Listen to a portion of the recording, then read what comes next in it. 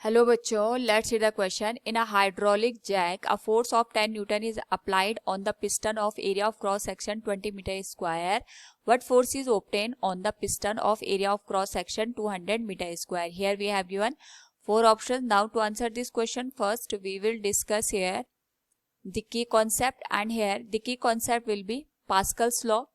तो अगर हम बात करें यहाँ पे पास्कल्स लॉ की, इट स्टेट्स कि किसी भी कंटेनर के अंदर अगर हम यहाँ पे स्टैटिक कंडीशन में लिक्विड को फिल कर दें, स्टैटिक का मतलब वाटर का या लिक्विड का कोई भी फ्लो हमें देखने को नहीं मिल रहा है, उस पर्टिकुलर केस में अगर हम किसी एक पॉइंट का प्रेशर चेंज करते हैं तो उतने ही अमाउंट का जो प्रेशर हमारे पास यहाँ पे दूसरे पॉइंट पे जाके भी चेंज हो जाता है। यानी जितना प्रेशर का चेंज ए पॉइंट पे आएगा उतना ही प्रेशर का चेंज यहाँ पे बी पॉइंट पे भी अकर होगा। So we can say here pressure at A point will be equal to pressure at B point. It will be given as force at point A divided by cross sectional area of the point A, and it will be equal to the force at point B will be divided by cross sectional area at point B.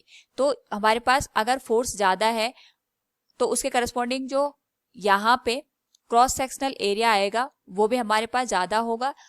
इसी के corresponding अगर हम यहाँ पे cross sectional area को कम कर दे तो force का अमाउंट भी कम रहेगा, लेकिन जो दोनों का रेशियो रहेगा वो हमारे पास यहाँ पे सेम रहेगा फॉर द पास्कल्स लॉ. तो इसमें हमारे पास एक हाइड्रोलिक जैक इस तरीके से दे रखा है. अगर हम इसको ड्रॉ करें तो एक जो पोर्शन है यहाँ पे जो फोर्स अप्लाई हो रहा है ये 10 न्यूटन का हो रहा है, ये मान के चलते हैं हम, और इसका जो क्रॉस सेक्शनल एरिया है ये 20 मीटर स्क्वायर के बराबर है. यहाँ पे हमारे पास एक और क्रॉस सेक्शनल एरिया दे रखा है विच इज 200 मीटर स्क्वायर, जिसके करस्पॉन्डिंग हमें फोर्स की वैल्यू कैलकुलेट करनी है, जिसको हम एफ मान लेते हैं.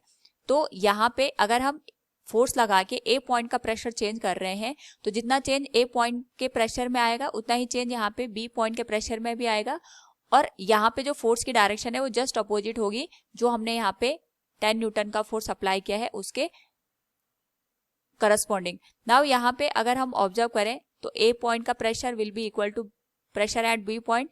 इसको हम लिख सकते हैं 10 divided by cross sectional area 20 metre square. It will be given as force की वैल्यू हमें कैलकुलेट करनी है और इसका क्रॉस सेक्शनल एरिया आ जाएगा 200 मीटर स्क्वायर के बराबर. तो 0 से 0 कैंसिल हो जाएगा. इट विल बी 2 10 या 20. तो जो फोर्स की वैल्यू आएगी it will be 100 newton. So from the given question we can say here what force is obtained on the piston of area of cross section 200 meter square, it is 100 Newton. Option A will be the right answer. Hope all you understood it. Thank you and best of luck.